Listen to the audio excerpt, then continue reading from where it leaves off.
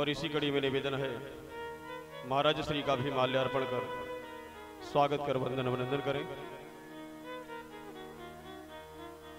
जोरदार कीर्तन धुनों के साथ स्वागत करें आप सभी।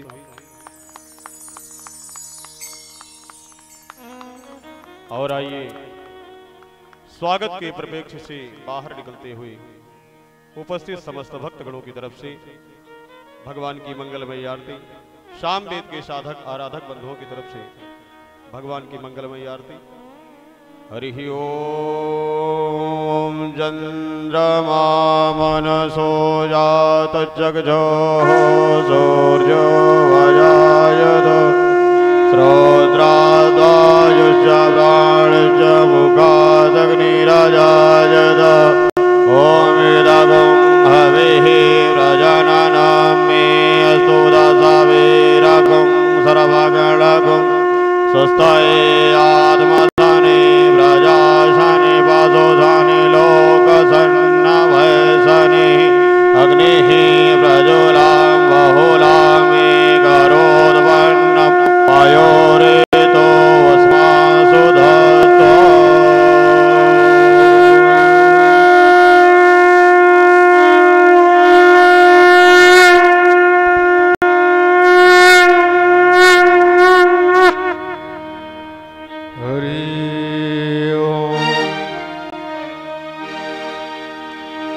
श्री भागवत भगवान की है आरती, पापियों को पाप से है तारती।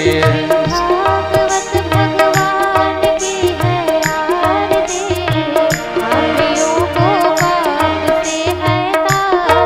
श्री भागवत भगवान की है आरती, पापियों को पाप से है तारती। श्री भागवत भगवान की है आरती, पापियों को पाप से है तारती। ये अमर ग्रंथ, ये मुक्ति पंथ, ये पंचम वेद निराला, नव ज्योति जगाने वाला।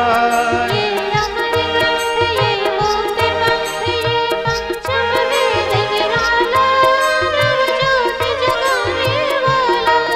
ये अमर ग्रंथ, ये मुक्ति पंथ, ये पंचम वेद निराला, नव ज्योति जगाने वाला। ये अमर ग्रंथ, ये मुक्ति पंथ, ये पंचम वेद निराला, ज्योति जलाने वाला।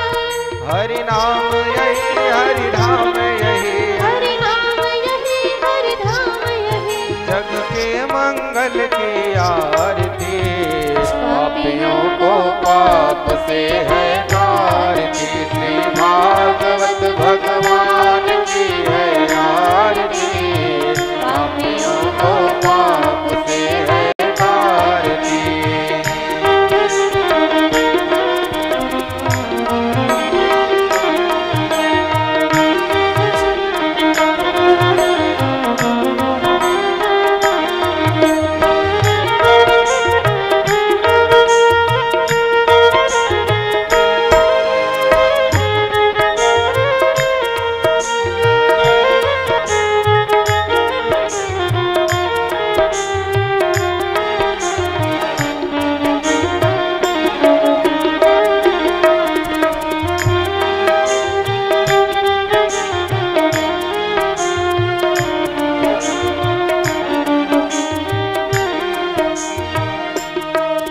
ये शांत केत पावन पुनीत, पापों को मिटाने वाला, हरि दर्श कराने वाला।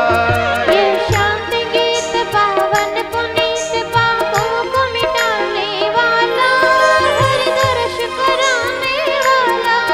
ये शांत केत पावन पुनीत, पापों को मिटाने वाला, हरि दर्श कराने वाला। ये शांत गीत पावन पुनीत,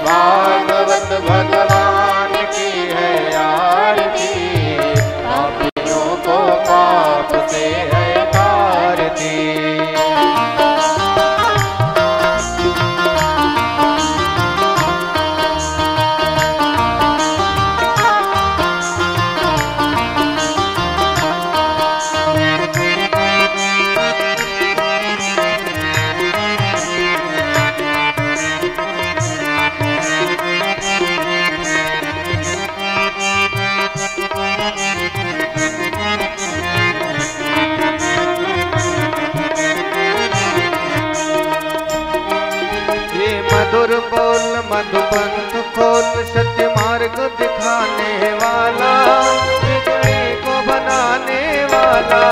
ये मधुर बोल मधुपंथ खोल सत्य मार्ग दिखाने वाला, बिगड़े को बनाने वाला। ये मधुर बोल जगपंथ खोल सत्य मार्ग दिखाने वाला, बिगड़े को बनाने वाला।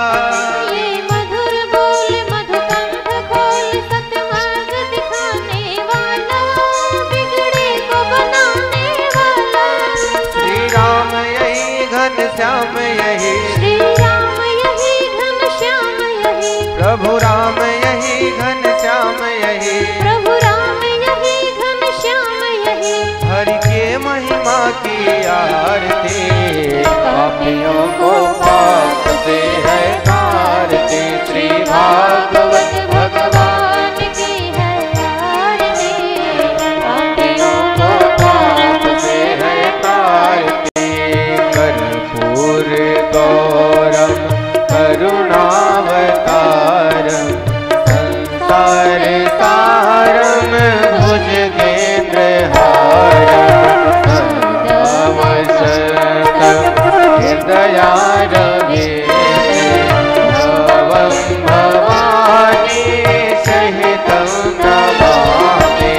त्वमेव माता च पिता त्वमेव, त्वमेव बन्धु च सखा त्वमेव, त्वमेव विद्या द्रविणं त्वमेव, त्वमेव सर्वं मम देव देव। हरे राम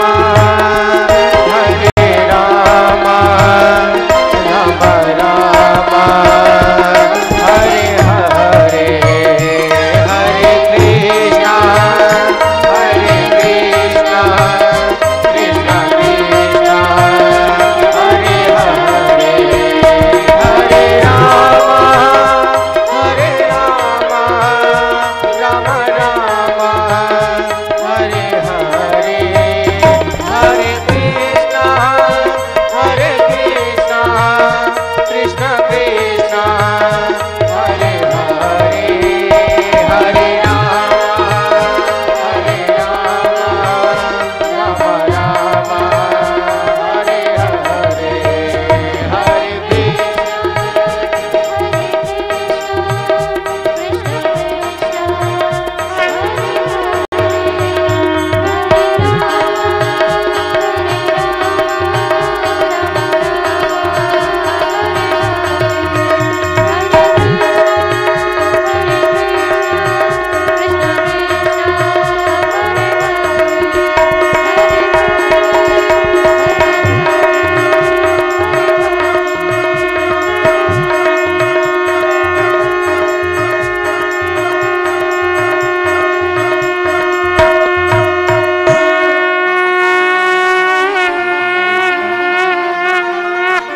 बोले वृंदावन बिहारी लाल की जय, श्री अयोध्यानाथ भगवान की जय हो, माता उसरहन भवानी की जय हो, श्री सलारपुर हनुमान गढ़ी के हनुमान जी महाराज की जय हो, माँ बागेश्वरी भवानी की जय हो, श्री सदगुरुदेव भगवान की जय हो। दुक्कर गाल हर गंड हर नमः पार्वती पदय हर हर महादेव। बैठ जाएं, विराजें आप सभी अपने अपने स्थान पर, और जो नहीं आ पाए हैं शीघ्र बधारें। आइए, निवेदन है श्रीमद् भागवत कथा के अष्टम दिवस महाराज श्री के पावन चरण कमलों में हम सभी भक्तगणों को दयालु कृपालु भगवान जगत पिता जगत नियंता जगदाधार की उस मंगलमयी कथा सुधा की तरफ ले चले। जय श्री राम। स्वस्ति श्री गणेशाय नमः। स्वस्ति श्री गणेशाय नमः।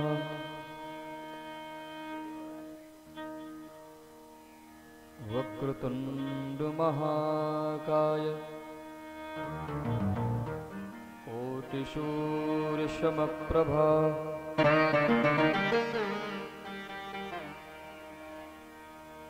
निर्विघ्नं कुरु मे देव सर्वकार्येषु सर्वदा अभीप्तार्थसिद्ध्यर्थं पूजितो यः सुरागणैः सर्वविघ्नं हरस्तस्मै श्रीगणाधिपतये नमः। सर्वमङ्गलमाङ्गल्ये शिवे सर्वार्थसाधिके शरण्ये त्र्यम्बके गौरी नारायणे नमोऽस्तुते। ध्येयं सदा परिभवग्नमभीष्टदोहम् तीर्थास्पदं शिवविरञ्चनुतं शरण्यं भृत्याहितं प्रणतपालभवाब्धिपोतं वन्दे महापुरुषते चरणारविन्दम्। त्यक्त्वा सुदुस्तैजसुरेप्सितराजलक्ष्मीं धर्मिष्ठयार्वचसा यद्गाधरण्यं मायामृगं दैत्येप्सितमन्वधावद् वन्दे महापुरुषते चरणारविन्दम्।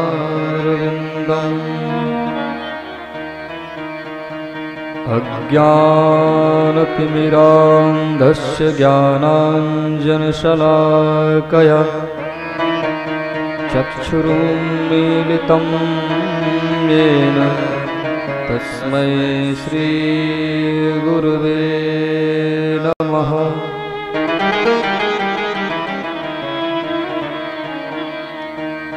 अखण्डमण्डलाकारम् व्याप्तं येन चराचरं तत्पदं दर्शितं येन तस्मै श्रीगुरुवे नमः। गुरुर्ब्रह्मा गुरुर्विष्णु गुरुदेवो महेश्वरा साक्षात् परं ब्रह्म तस्मै श्री गुरुवे नमः। वसुदेवसुतं देवं कंसचाणूरमर्दनं देवकी परमानन्दम् कृष्णं वन्दे जगद्गुरुं। वंशी विभूषितकराननवनीरदाभात् पीताम्बरदरुर्बिम्बफलाधरोष्ठात् पूर्णेन्दुसुन्दरमुखादरविन्दनेत्रात् कृष्णात् परं किमपि तत्त्वं अहं न जाने।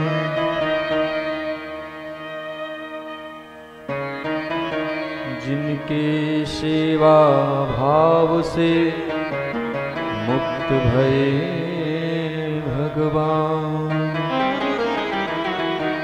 ऐसे श्री हनुमान को बारंबार प्रणाम। मूकं करोति वाचालं पंगुं लंघयेति गिरिं यत्कृपातमहं वन्दे परमानन्दमाधवम्।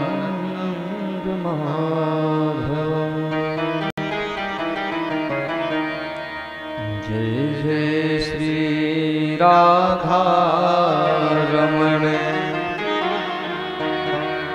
जय जय नवल किशोर, जय गोपी चित चोर प्रभु, जय जय माखन चोर। श्रीमद्भागवत महापुराण की जय हो, संत भगवान की जय हो, श्री व्यास जी महाराज की जय हो। श्री राधे गोपाल भज मन श्री राधे, श्री राधे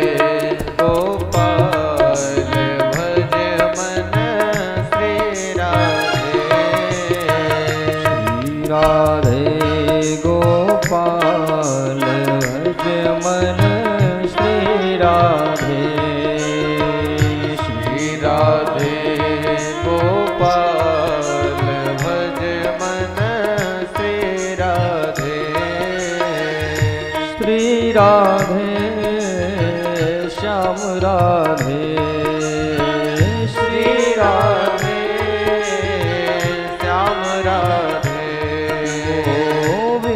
राधे गोपाल राधे गोविंद राधे गोपाल राधे, श्री राधे गोपाल भज मन श्री राधे, श्री राधे गोपाल भज मन श्री राधे।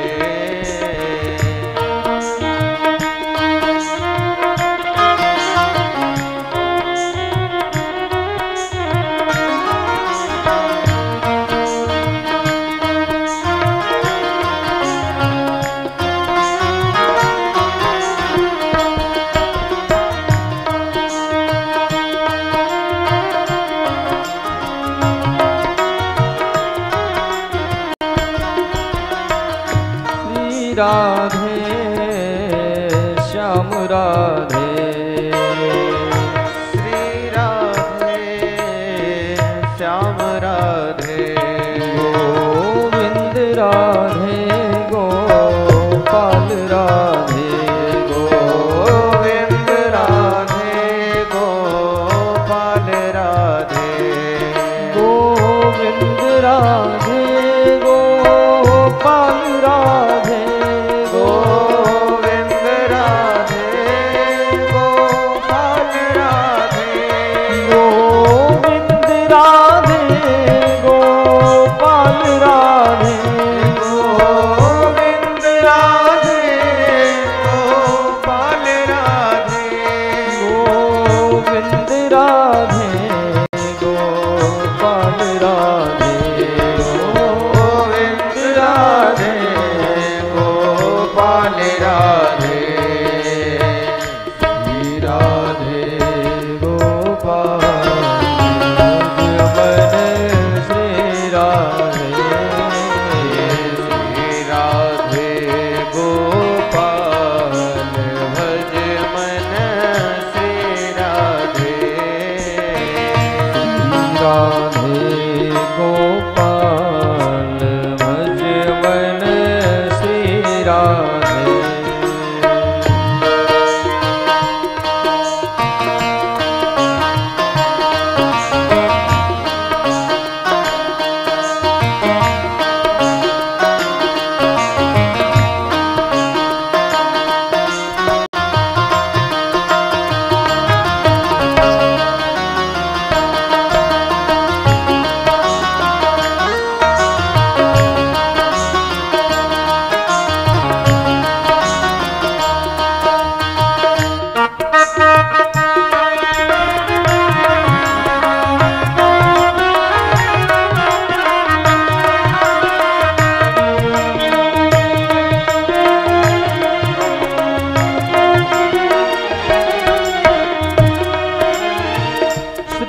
राधे श्याम राधे श्री राधे श्याम राधे गोविंद राधे गोपाल राधे गोविंद राधे गोपाल राधे गोविंद राधे गोपाल राधे गोविंद राधे गोपाल राधे गोविंद राधे गोपाल राधे गोविंद राधे गोपाल राधे गोविंद राधे गोपाल राधे गोविंद राधे गोपाल राधे श्री राधे गोपाल भज मन श्री राधे श्री राधे गोपाल भज मन श्री राधे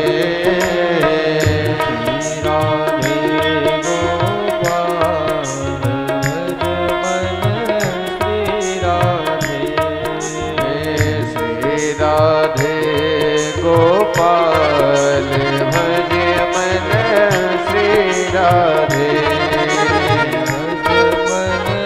श्री राधे गोपाल भज मन श्री राधे भज मन श्री राधे भज मन श्री राधे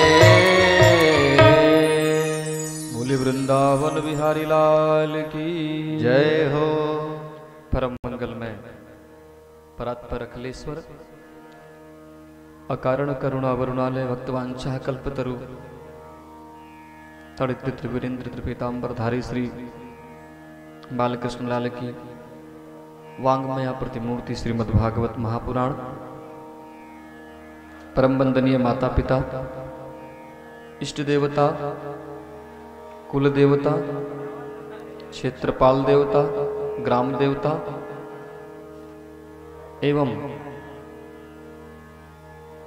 श्री रमाकांत तिवारी जी जो प्रमुख यजमान हैं, जिनके यजमानत्व में गत 5 दिवस से भगवत कथा का प्रवाह चल रहा है।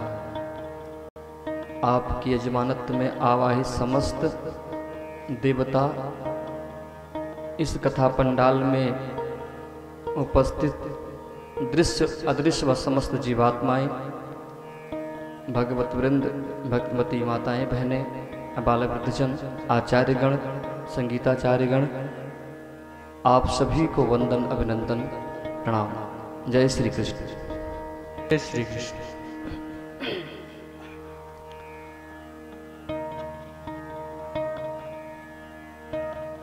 भगवान एकादश स्कंद में उद्धव जी से कहते हैं अपनी कथा के महत्व में, श्रद्धामृतम कथायाम में शश्वन्मदनुकीर्तनम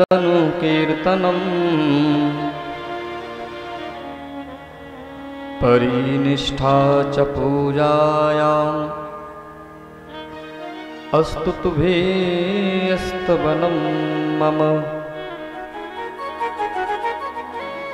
जो मेरी भक्ति प्राप्त करना चाहता हो, हे उद्धव, जो मेरी भक्ति प्राप्त करना चाहता हो कि हम भगवान का भजन करें, उनकी भक्ति प्राप्त हो जाए, उनके भजन में मन लगे, वह मेरी अमृतमयी कथा में श्रद्धा रखे, निरंतर मेरे गुण और लीला का श्रवण करे तथा हमारे जितने भी अवतार हैं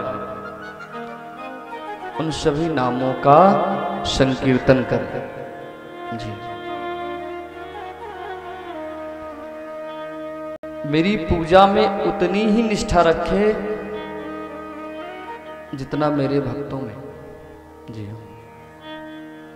आदरः परिचर्यायां सर्वगौरगैरभिनन्दनं मद्भक्त पूजाभ्यधिका सर्वभूतेषु मन्मते। जितना मेरी पूजा में निष्ठा रखे, मेरे अनुष्ठान में निष्ठा रखे, उतना ही मेरे भक्तों में भी निष्ठा रखे। और प्रभु तो यहां तक कहते हैं कि मेरी कथा में जितनी निष्ठा है, कथा सुनने वाले श्रोताओं में ही उतनी निष्ठा होनी चाहिए। मेरे भक्तों का भी उतना ही सम्मान करिए जितना मेरा, और कदाचित मेरा उतना मत करिए जितना मेरे भक्तों का सम्मान करिए। हाँ, बोलो वृंदावन बिहारी लाल की जय हो। आप सब अति सौभाग्यशाली हैं जो भगवान की कथा का श्रवण कर रहे हैं। बिना भगवान की कृपा के भगवान की कथा सुनने का अवसर नहीं मिल पाता। और निष्ठा तो उतना ही होना चाहिए जितना ब्रजवासियों का कृष्ण के प्रति है। अब ब्रजवासियों की निष्ठा इतनी रही प्रभु चरणों में कि देवराज इंद्र भी कुछ नहीं कर पाए। हाँ? कल आप सबने श्रवण किया, श्री गोवर्धन जी महाराज का पूजन हुआ, सो इंद्रदेव हो गए नाराज और शांबर्तक नाम की मेघमाला को आदेश किया और कहा जाकर के इतनी वर्षा करो कि पूरा का पूरा ब्रज बह जाए।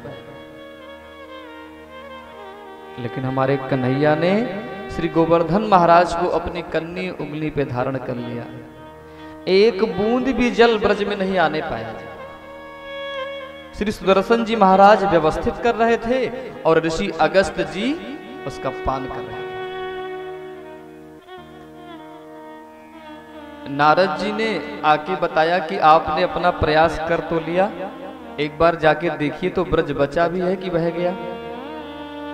इंद्र ने कहा कि हम क्यों जावें, सो अपने दूत को भेज दिया कि जाके देखो ब्रज यदि बह गया हो तो हम बंद करवा दें, बहुत बरसा दिए।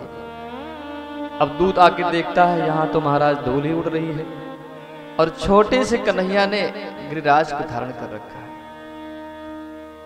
जाकर के बताया महाराज, बोले क्या? बोले वहां तो धूल उड़ रही है, वहां तो एक बूंद जल भी नहीं है। इंद्र ने कहा ये जल गया कहां?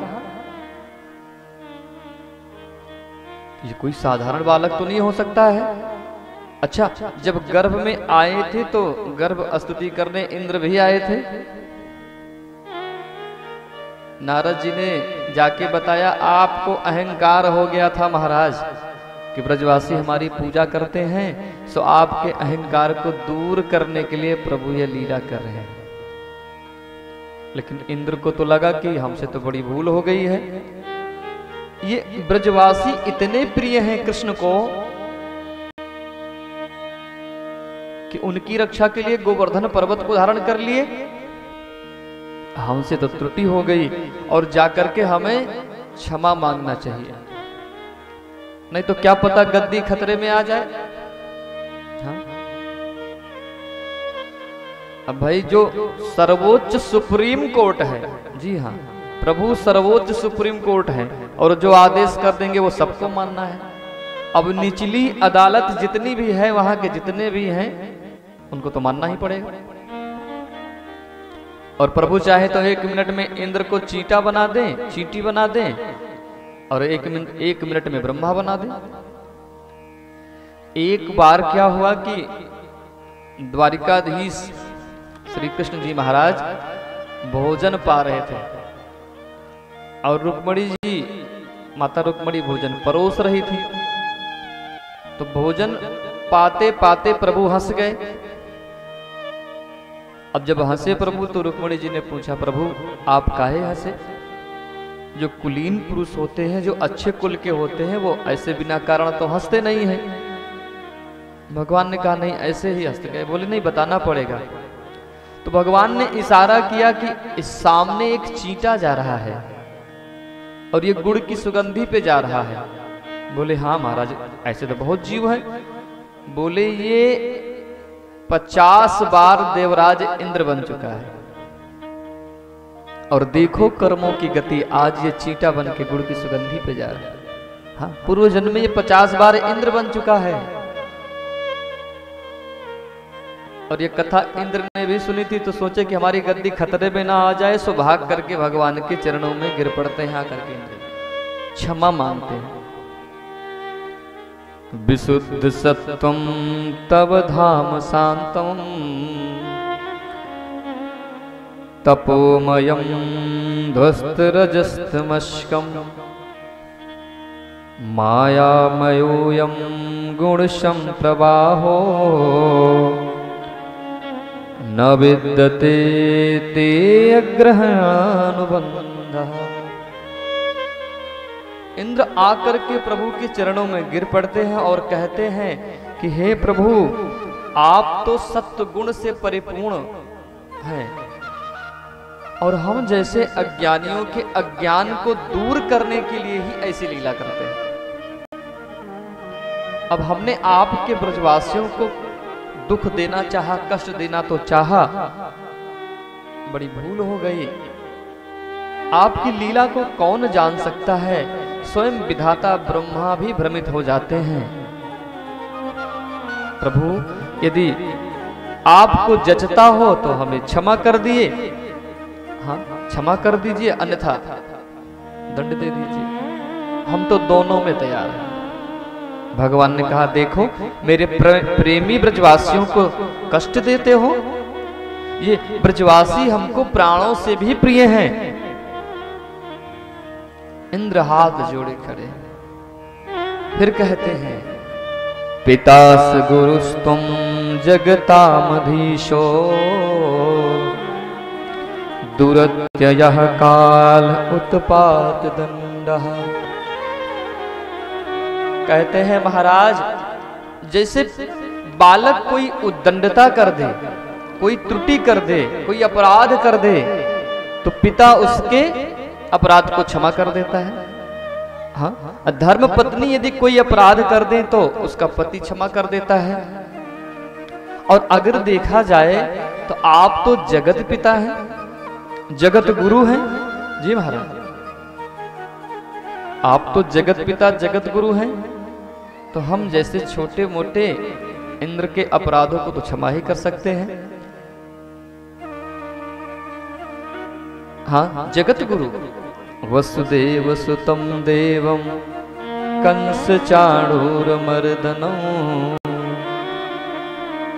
देवकी परमानंदम कृष्णम वंदे जगत गुरु। आप तो जगत गुरु हैं, और इस संसार के संरक्षणा में, संसार के पालन और सृजन में आप ही मूल आधार हैं। आज हमने आपके ब्रजवासियों को दुख देने का प्रयास किया। अहंकार हो गया था मुझे कि मैं देवराज इंद्र हूं, मेरे ही कारण वर्षा होती है। हम जैसे अहंकारियों के अहंकार को दूर करने के लिए ही ऐसी लीला करते हैं। यदि आपको जचता हो तो क्षमा कर दे। भगवान ने कहा, देखो माफ किया, और हाँ फिर कभी हमारे ब्रजवासियों को कष्ट मत देना। इंद्र स्तुति करते हैं प्रभु, ये प्रभु क्षमा कर देते हैं। क्या कहते हैं? नमस्तुभ्यं भगवते पुरुषाय महात्मने वासुदेवाय कृष्णाय सात्वतां पतये नमः। प्रभु, आपके चरणों में हम प्रणाम करते हैं। आप ही क्षमा करने योग्य हैं, आप ही समर्थ हैं। और अब तो मेरी जाने की इच्छा ही नहीं हो रही है।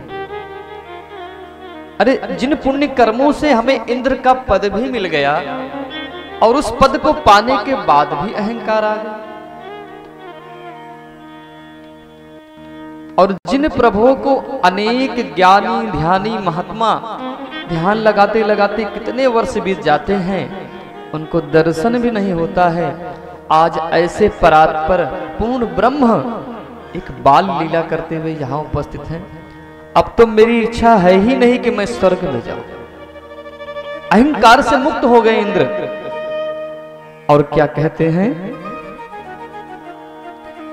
मेरी लग रही आस करूं ब्रजवास, तलहटी गोवर्धन की मैं लग रही आस करूं ब्रजवास, तलहटी गोवर्धन की मैं लग रही आस करूं ब्रजवास, तलहटी गोवर्धन की मैं, गोवर्धन की मैं तरहटी गोवर्धन की मैं, गोवर्धन की मैं तरहटी, गोवर्धन की मैं लग रही आस।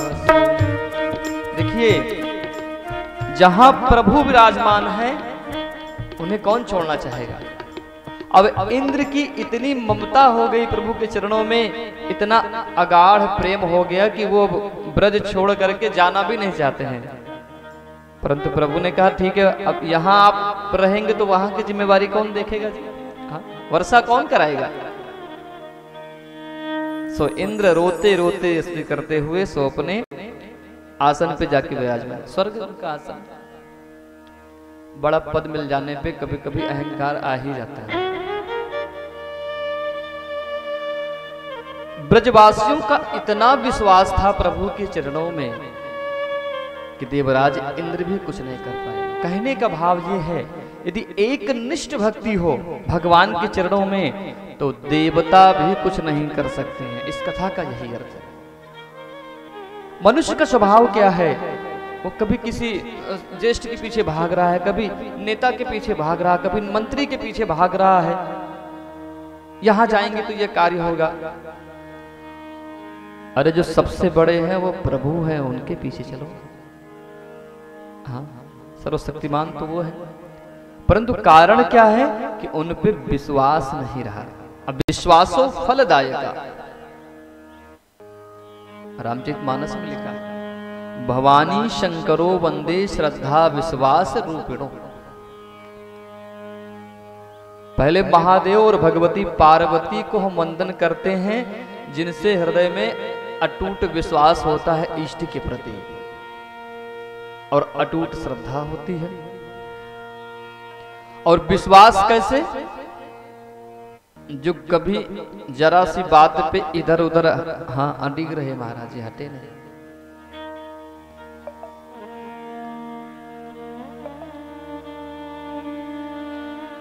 बट विश्वास अचल निज धर्मा, बट विश्वास अचल निज धर्मा, बट विश्वास अचल निज धर्मा, बट विश्वास अचल निज धर्मा, तीर्थ राज समाज सुकर्मा, तीर्थ राज समाज सुकर्मा, बट विश्वास अचल निज धर्मा, बट विश्वास अचल निज धर्मा, तीर्थ राज समाज सुकर्मा, तीर्थ राज समाज सुकर्मा। गोस्वामी तुलसीदास जी कहते हैं, बट विश्वास अचल निज धर्मा। अपने धर्म पे, अपने इष्ट पे ऐसा विश्वास रखो जैसे वट का वृक्ष होता है। बहुत आंधी और तूफान आते हैं महाराज, आम के वृक्ष गिर पड़ते हैं, अनेक वृक्ष गिर पड़ते हैं, लेकिन जो वट वृक्ष बहुत ही फैला रहता है, दूरी पे कभी नहीं गिरता। क्यों? उसकी जड़ें फैलती ही जाती हैं, पकड़ बढ़ती जाती है। नित्य नए नए मूल, नए नए उसके जड़ निकलते रहते हैं और बढ़ते जाते हैं। कहने का भाव है जैसे जैसे समय बीतता जाता है वो और मजबूत होता जाता है। तो जैसे जैसे समय आपके जीवन का बीते ऐसे ऐसे अपने इष्ट पे और विश्वास बढ़ता जाए। उनके सिवा हमारी कोई रक्षा नहीं कर सकता है, हमारे प्रभु ही हमारी रक्षा कर सकते हैं। इस प्रकार से विश्वास बढ़ते जाना चाहिए, बढ़ते जाना चाहिए। और विश्वासो फलदायक। लेकिन एक दूसरी बात भी है, विश्वास हो परंतु लोभ ना हो। कभी कभी अपने इष्ट पे हम विश्वास कर लेते हैं, प्रेम करते हैं, मानते हैं, पूजा करते हैं, भोग लगाते हैं, पर पीछे से लोभ आ जाता है कि प्रभु हमको ये प्राप्त हो जाए, हमको ये दे दे, हमको ये मिल जाए। अच्छा, जो भगवान से मांगते हैं वो भगवान को छोटा समझते हैं। क्यों? जिस इष्ट को ये पता नहीं है कि आपको चाहिए क्या, वो तो भगवान हो ही नहीं सकता। हाँ, और फिर भी हम कहते हैं कि भगवान हमारा ये कार्य सिद्ध कर देंगे तो हम आपको 1.25 किलो लड्डू चढ़ाएंगे, देसी घी का हलवा चढ़ाएंगे, 56 भोग लगाएंगे। हाँ, सुंदर कांड में है, गुण सागर नागर नर जो, गुण सागर नागर नर जो, गुण सागर नागर नर जो, गुण सागर नागर नर जो, अल्प लोभ भल कहे न को, अल्प लोभ भले कहे न को, अल्प लोभ भल कहे न को, अल्प लोभ भले कहे न को, लोभ पास जहि गर न बंधाया, लोभ पास जहि गर न बंधाया, सोनर तुम समान रघुराया, सोनर तुम समान रघुराया, गुण सागर नागर नर जो, गुण सागर नागर नर जो, अल्प लोभ भल काहे न को, अल्प लोभ भल कहे न को, लोभ पास गर, लोभ पास जहि गर न बंधाया, लोभ पास जहि गर न बंधाया, सोनर तुम समान रघुराया, सोनर तुम समान रघुराया, सोनर तुम समान रघुराया, सोनर तुम समान रघुराया। कहते हैं गुण सागर नागर नर जो, किसी के जीवन में सागर जैसे गुण हो। जैसे कोई कहे कि एक बाल्टी पानी ले आइए भैया, थोड़ा होता है, एक तालाब है थोड़ा होता है, एक नदी है थोड़ा होता है, लेकिन कहे कि सागर, तो सागर की तो गहराई भी विज्ञान नहीं पता लगा पाया आज तक, कितना गहरा है और कितनी दूरी पे है।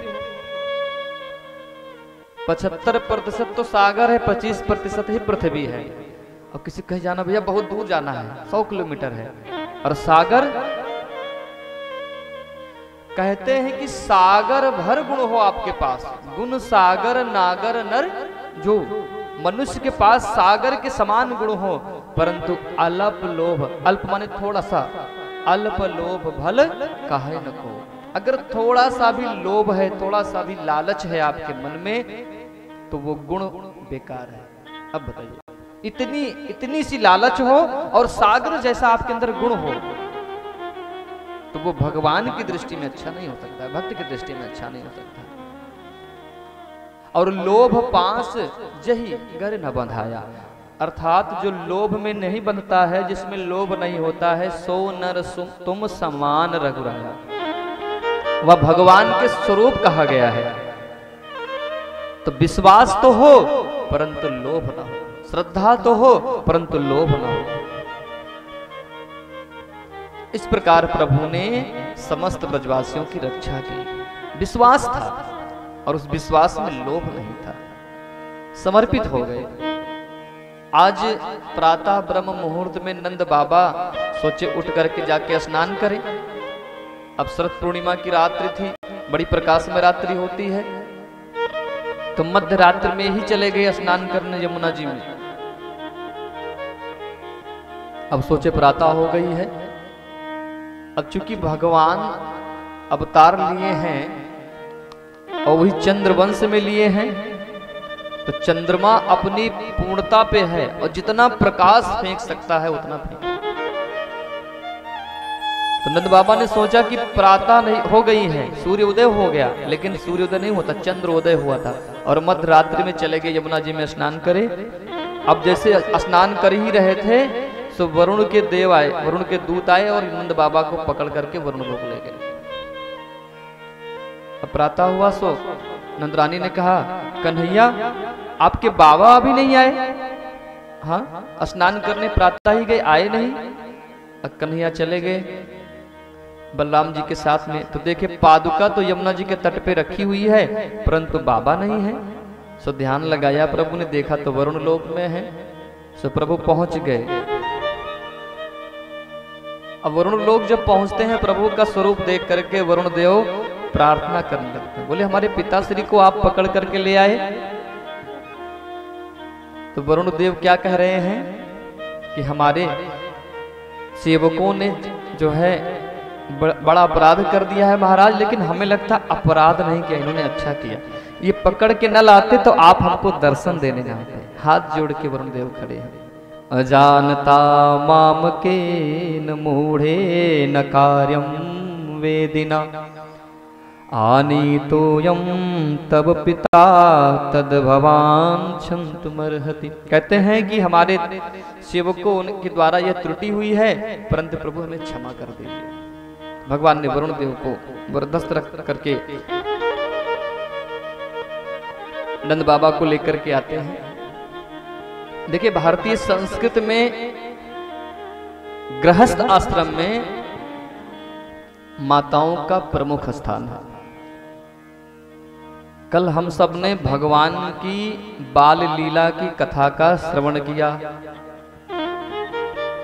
और अब प्रभु की जो प्रमुख कथा है, जो भागवत का प्रमुख प्राण है, वह है श्रेयम सुरास लीला।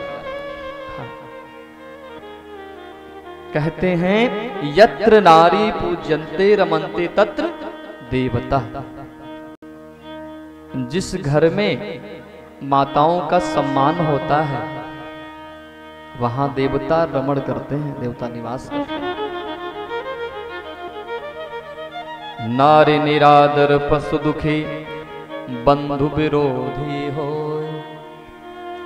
ता घर लक्ष्मी ना टिके चाहे कुबेर सम होय। जिसके घर में माताओं का अपमान होता है, हाँ बहुओं का, बेटियों का, कन्याओं का अपमान होता है, उसके घर में लक्ष्मी कभी नहीं टिकती है, चाहे वो कुबेर के समान ही क्यों ना हो जाए। जी हाँ, नारी निरादर और पशु दुखी। यदि आपने गौ पालन किया है तो यदि आप उसका पेट भर सकते हैं तभी पालन करिए, अन्यथा मत पालिए। सीधी सी बात, मत करिए गौ सेवा। तो नारी निरादर पशु दुखी बंधु विरोधी हो। घर में रहते ही यदि छोटे भाई हैं, बड़े भाई हैं, उनके प्रति यदि कपट है, इनको कम देंगे, हम ज्यादा ले लेंगे, और एक दूसरे का विरोध है, ऐसी परिस्थिति में भी घर में लक्ष्मी नहीं रहती। हाँ, चाहे जितना धन हो, धीरे धीरे वो अपना स्थान बना करके निकलने का प्रयास करे। जहां विरोध हो वहां कैसे रह सकती है। और लक्ष्मी भी तो पत्नी ही तो है नारायण की। जी हाँ।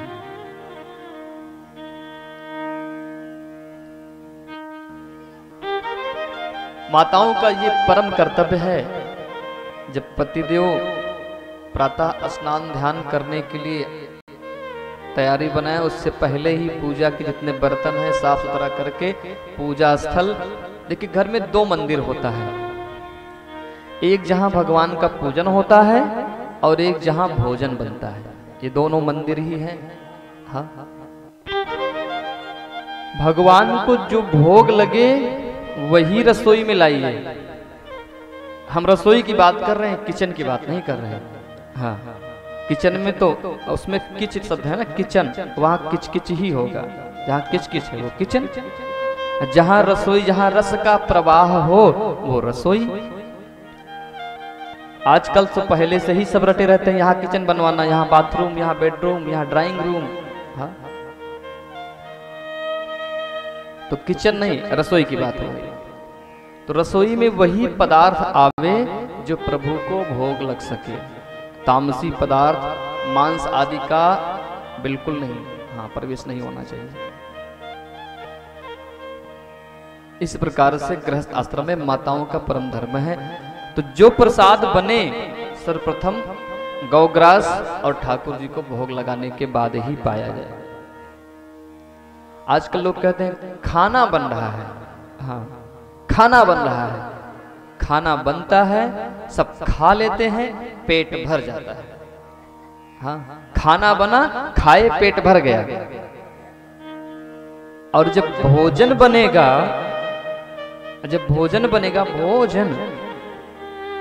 भोजन बनाएंगे और ठाकुर जी को, अपने लड्डू गोपाल को, अपने सालिग्राम को, अपने इष्ट देव को जब भोग लगाएंगे तो वो क्या हो जाएगा?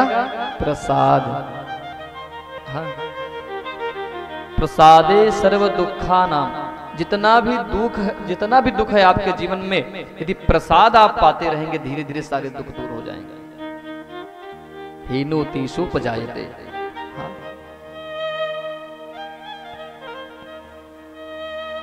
अब भगवान को भोग लगेगा तो प्रसाद खाएंगे, तो प्रसाद, प्रभु, प्रा माने प्रभु, सा माने साक्षात, दा माने दर्शन। प्रभु का साक्षात दर्शन ही प्रसाद है। बोलो वृंदावन बिहारी लाल की जय। तो इस प्रकार से माताओं का परम धर्म है। अब गोपियां क्या करती हैं? भले ही गृहस्थ आश्रम के सारे कार्यों को करती हैं, परंतु हमेशा एक टक लगाए रहती हैं कि कब कन्हैया का दर्शन हो जाए। और आज प्रभु अपने गौओं को चरा रहे हैं और बड़ा सुंदर वर्णन करते हैं। निशम गीतम तदनंग वर्धनम ब्रज स्त्रियः कृष्ण गृहीत मानसा अजग्मूरन्योन्यम लक्षितोदमः सायत्र कांतो जबलोल कुंडलः। प्रभु यमुना जी के तट पर है। अब यमुना जी चाहती हैं कि प्रभु के चरणों का हम प्रक्षालन कर दें, और जितने भी पुष्पित वृक्ष हैं, जैसे प्रभु किसी वृक्ष के नीचे जाते हैं तो अपना फूल वो स्वयं गिरा देते हैं, सारे के सारे फूल प्रभु के ऊपर गिर पड़ते हैं, और यमुना जी की लहरें बढ़ते बढ़ते प्रभु के चरणों तक आ जाती हैं। क्योंकि भगवान की लीला में कोई भी वस्तु जड़ नहीं है, सब चेतन है। यदि गौओं को चराते हैं और गौएं बगल में आए तो दूध अपने आप प्रभु की तरफ बहते जाता है, चरणों को स्पर्श कर ले। वायु भी चलती है तो प्रभु जिधर को जाते हैं उधर को ही चलती है। हर कोई ये चाहता है कि हम प्रभु को स्पर्श कर लें, प्रभु के चरणों का स्पर्श कर लें, प्रभु से अपने आप को जोड़ लें। देखिए गोपी कौन है? गो ही इंद्री ही कृष्ण रसम पिबती त गोपी। जो अपने प्रत्येक इंद्री से कृष्ण रस का पान करे। हाँ, कपिल देव और देवहूति के प्रसंग में हमने आपको श्रवण कराया था कि प्रत्येक इंद्री से भगवान का पूजन करने से इंद्रियां अपने बस में हो जाती हैं। तो गोपी क्या है? गो माने होता है इंद्री, पी गो ही।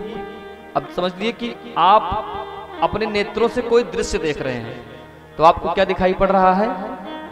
कहीं पेड़ है, कहीं पौधे हैं, परंतु गोपियों को कृष्ण ही दिखाई पड़ते हैं। वृक्षों को देखेंगे तो कृष्ण दिखाई पड़ रहे हैं, गौवे देखेंगे तो कृष्ण दिखाई पड़ रहे हैं। और कोई बोल भी रहा है, यदि पति भी बोलते हैं अजी हमको ये चाहिए, तो ऐसा लगता है कृष्ण कह रहे हैं कि हमको ये चाहिए। भोजन बनाएंगी तो लगेगा कि कन्हैया बगल में बैठे हैं और हम जो भी सिद्ध कर रहे हैं वो प्रसाद पा रहे हैं। अर्थात अपने शरीर से जितने भी कार्य हो रहे हैं, अब दूध दूह रही है, अगर दूध निकाल रही है तो लगता है कि हमारे दूध वाले पात्र में कन्हैया बैठे हुए हैं और दूध का पान कर रहे हैं। ये गोपियों का भाव है। और ये गोपियां हैं कौन? भगवान जब वाराह रूप धारण किए, भगवान जब वामन रूप धारण किए, भगवान जब नृसिंह रूप धारण किए, भगवान राम रूप धारण किए, तो उसमें क्या हुआ?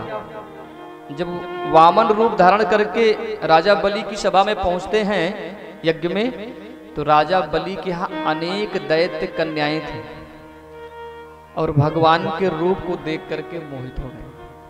उन्होंने सोचा कि क्यों ना ये हमारे पति हो जाते, हम प्रभु को पा जाते। अब उस समय तो संभव था नहीं, सो वो समस्त कन्याएं ही गोपी के रूप में आई। भगवान राम जब दंड कारण्य में प्रवेश किए तो अनेक ऋषियों की कन्याएं बोली, ऐसे स्पष्ट दर्शन तो हो रहा है, प्रत्यक्ष दर्शन तो हो रहा है, परंतु प्रभु को यदि पति रूप में हम चाहें तो जानकी जी तो साथ में थी, वो तो संभव नहीं था। हाँ, मर्यादा। वो समस्त ऋषि की कन्याएं गोपी बन करके आई। भगवान जब नृसिंह रूप में गए, भगवान ने जब कश्यप रूप धारण किया, अर्थात यक्ष कन्याएं, राक्षस कन्याएं, दैत्य कन्याएं, गंधर्व कन्याएं, जितने भी अवतार प्रभु के हुए हैं और जहां जहां भी प्रभु गए हैं, जिस भी कार्य से, उन समस्त स्त्री स्वरूपा जितनी भी कन्याएं हैं, सबके मन में ये हुआ क्यों ना प्रभु हमको पति रूप में प्राप्त हो, और वही सब गोपी बन करके आए हैं इस जन्म में। क्योंकि उस अवतार का ध्येय दूसरा था, लक्ष्य दूसरा था, प्रभु को क्या करना है। दूसरा भाव यह है कि वेद में जो है, हाँ, 3 कांड हैं। वेद में 3 कांड हैं। प्रथम ज्ञान कांड, द्वितीय कर्म कांड और तृतीय उपासना कांड।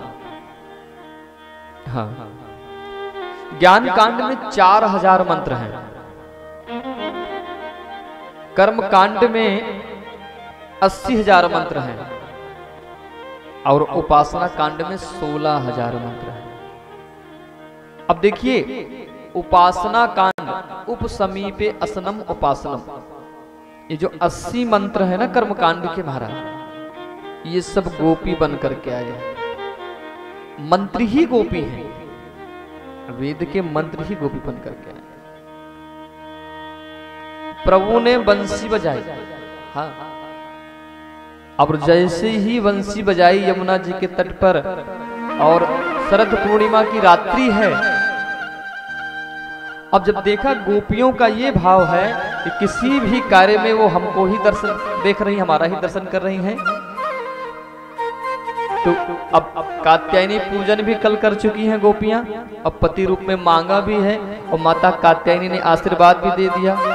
अब कृष्ण एक, हाँ, कन्हैया अकेले, बंसी अकेले, और गोपियां हैं लाखों महाराज, हाँ, हजारों सैकड़ों नहीं, लाखों हैं। अब समस्त गोपियों को सुनाई पड़ रहा है कि कन्हैया हमको बुला रहे हैं।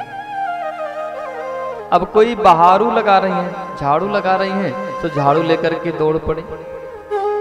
कोई आंखों में काजल लगा रही हैं, तो जल्दी जल्दी आंख की बजाय ओठ में लगा ली, जैसे हुआ कन्हैया बुला रहे हैं।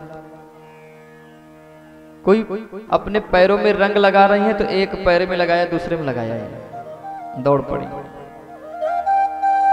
और किसी गोपी को उनके पति ने रोका कि आप कहां जा रही हो, तो एक शरीर से पति के पास हैं और दूसरे दिव्य शरीर से कन्हैया के पास जा रहे हैं, क्योंकि साधारण नहीं है गोपी। अब सब पहुंच गए और लाखों की संख्या में अब भीड़ लग गई। शिव भगवान ने कहा, आइए गोपांगनाओं, स्वागत है। स्वागतम तो महाभागा प्रियम किम करवाणि वह।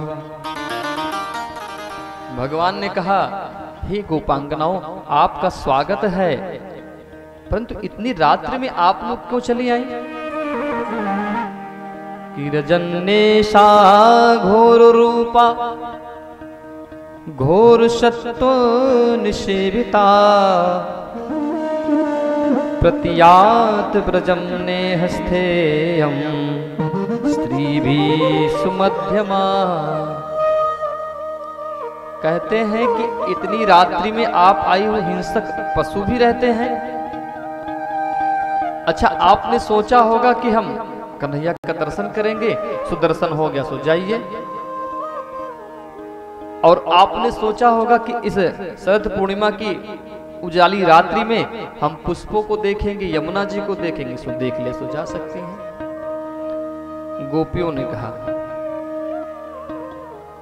एक बार तो आप प्रभु बुलाते हैं और उसके बाद कहते हैं जाइए।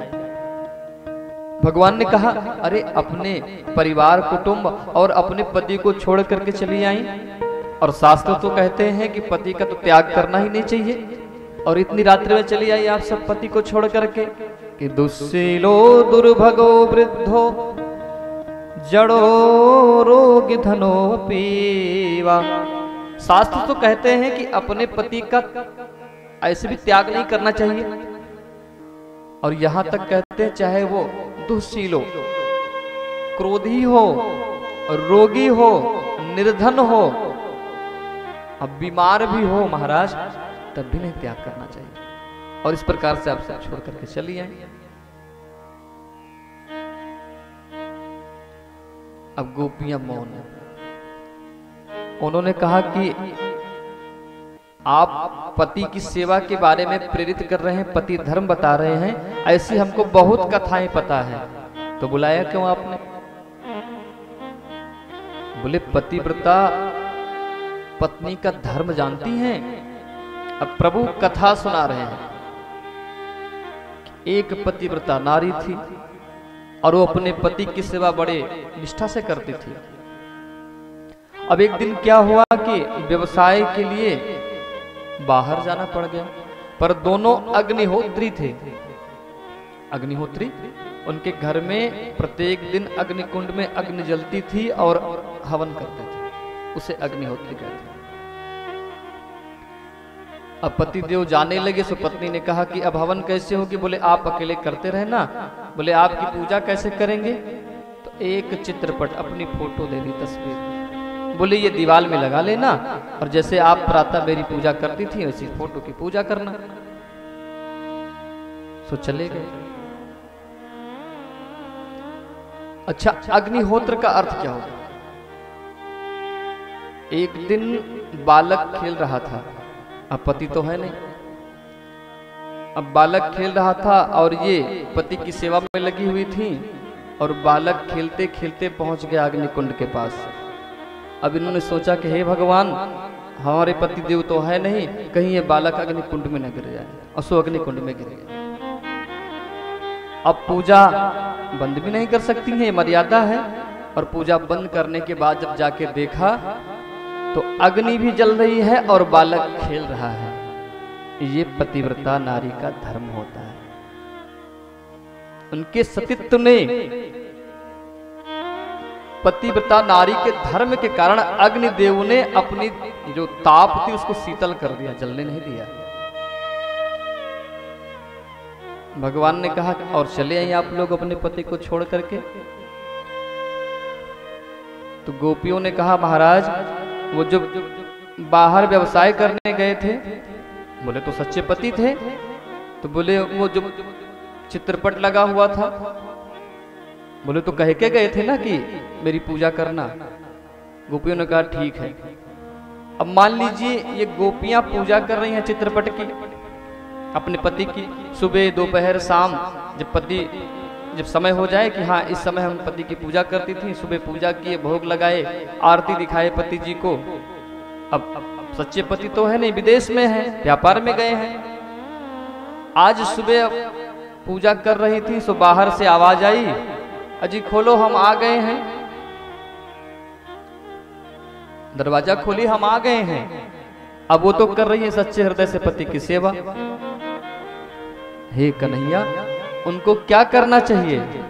भगवान ने कहा कि जब सच्चे पति आ गए तो अब झूठे पति की सेवा करने से क्या लाभ है?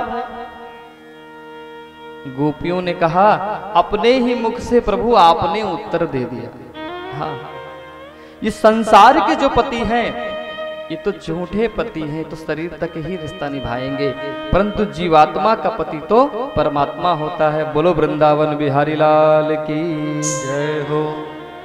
अब भगवान इस प्रकार जब उनका भाव देखते हैं तो कहते हैं ठीक है हम रास करेंगे। अब प्रभु तो अकेले हैं और गोपियां हैं लाखों। सूरदास जी कहते हैं, दोई दोई गोपी बिच बिच माधव। हाँ, दो गोपियों के बीच में प्रभु एक रूप बना लिए, उतने ही रूप में प्रकट हो गए। बोलो वृंदावन बिहारी लाल की।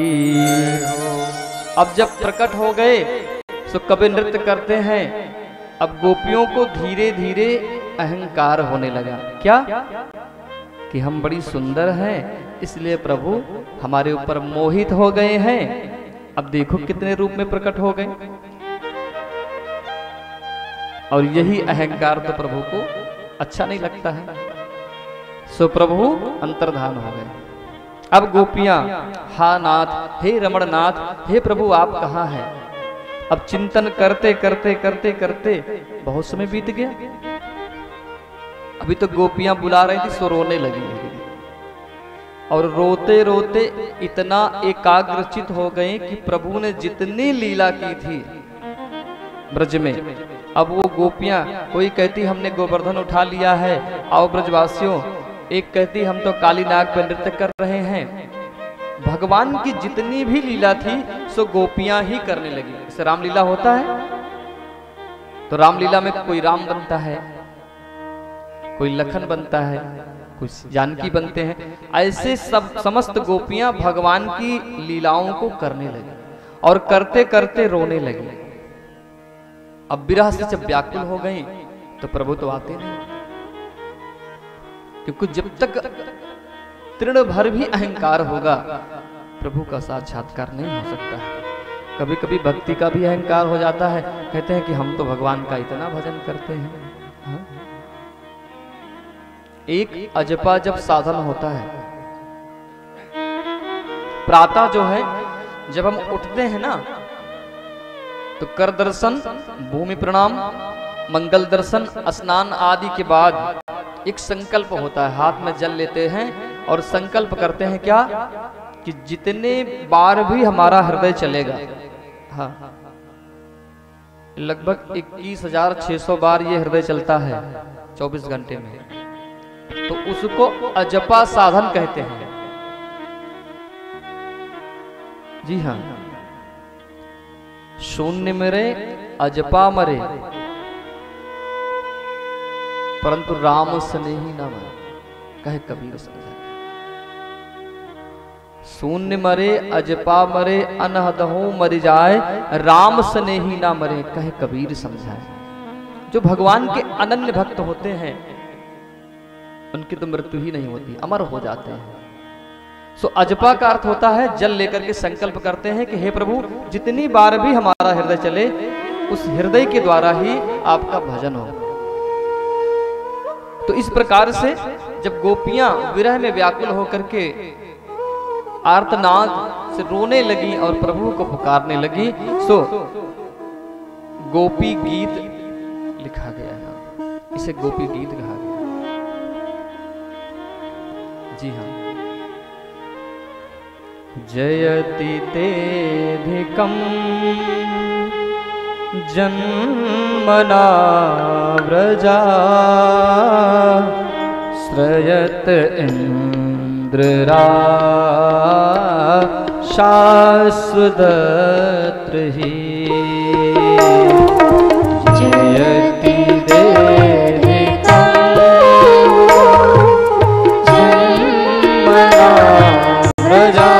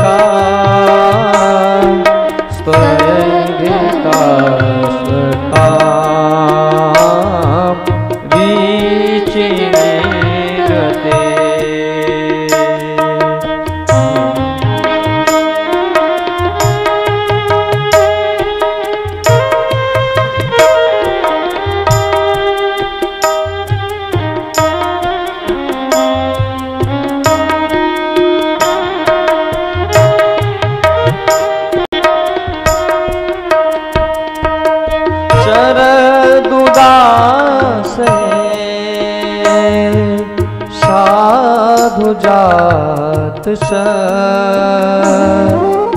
सरजी जो श्री मुषादिशा सुरथनाथ ते शुल्कदाशिता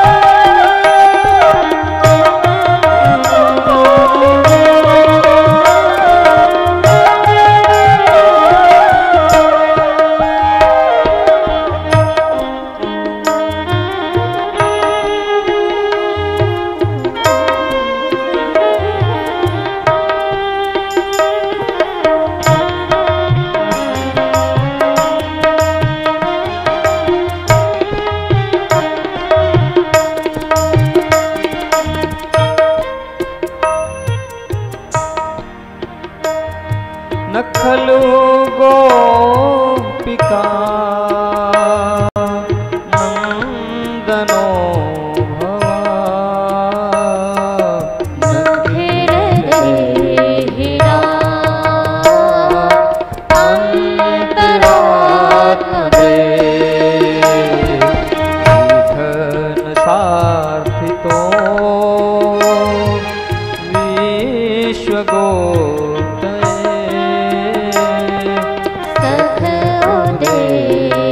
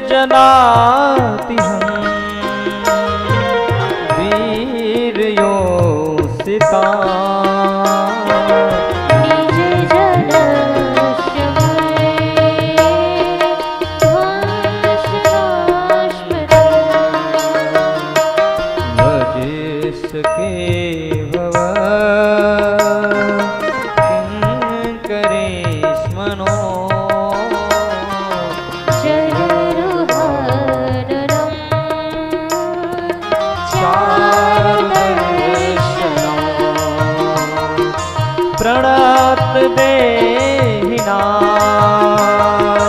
पाप कर्षणम्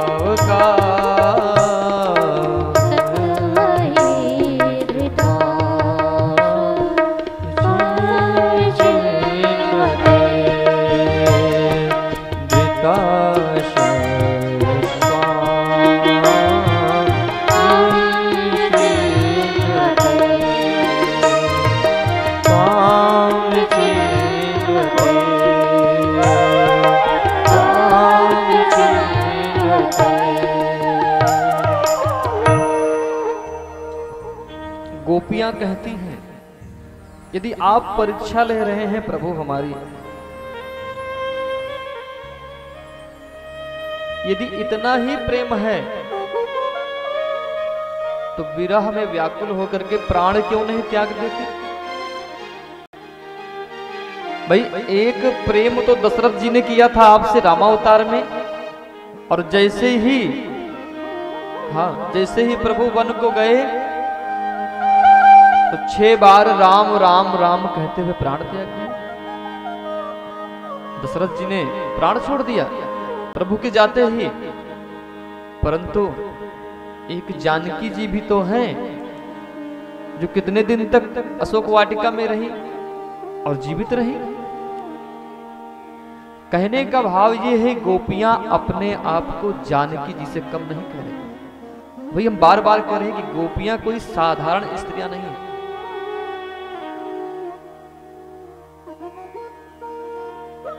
और जब हनुमान जी गए और कहे, माता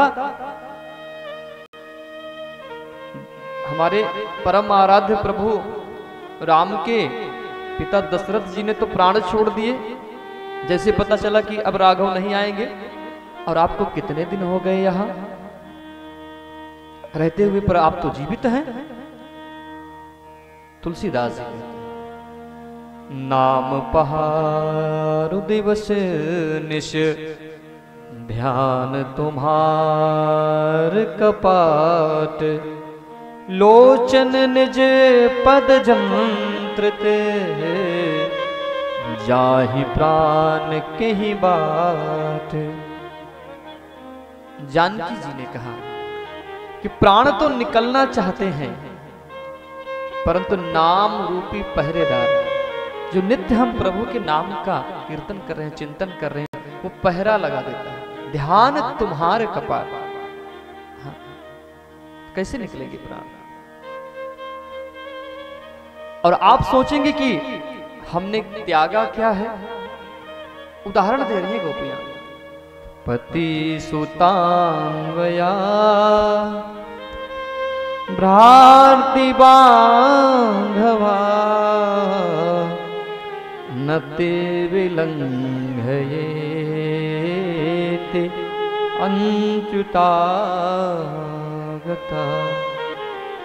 आज हमने अपने पति, अपने परिवार, अपने बाल को सबको त्याग करके आपकी शरण में आई हैं। आप सोचते होंगे बड़ी भक्ता बनती हैं। हे केशव, यदि आज आप हमें दर्शन नहीं देंगे तो हम अपने प्राण छोड़ देंगे। न पारये हम। अब देखिए प्रभु कहीं गए नहीं हैं, और कुछ गोपियां तो कहती हैं, कुछ गोपियां कहती हैं कि हम हमारा दर्शन कर लो, हम कृष्ण हैं। हाँ, जिसे कहते नहीं, जिसको प्रभु जनाना चाहते हैं वही जान सकता है। और जो ब्रह्ममय हो जाता है, लाली मेरे लाल की जित देखो तित लाल, लाल ही देखन मैं गई, मैं ही होए गई लाल। ब्रह्मविद ब्रह्म भवती, अर्थात जो ब्रह्म को उसमें चिन्मय हो जाता है, एक निष्ठ भक्ति जिसकी हो जाती है वो ब्रह्ममय हो जाता है। हाँ, वो तो भीड़ में जाएगा तो उसमें भी प्रभु दिखाई पड़ेगा, वहां भी उसका मंदिर है। अब इधर से प्रभु गए कहां हैं? प्रभु राधा रानी के साथ गए हैं। जी हाँ,